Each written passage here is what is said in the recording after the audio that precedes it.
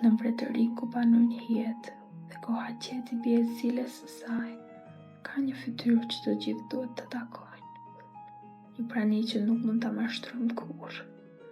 Vdekja me një fytyrë njerëzore kaq të mençur, duke parë në sytë tanë të vdekshëm, me ndërthurjen e thellësive të pikëllimit të mëshirës, vjen për të na udhëhequr deri në fundin e udhëtimit, në prekjen e butë të mbylljes së duarve, dhe përshpëriti fjalë si rëra që lëviz.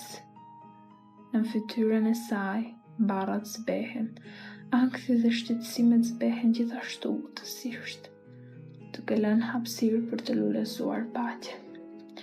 Në anë të fundit e të qetë, në ndjeshmëri vdekja merr qëndrimin e saj, duke ndëruar vallëzimin e brisht të kalimtar të jetës. Një kujdes për të çmuar mirë momentet, sepse në fund ata të gjithë rreshtohen.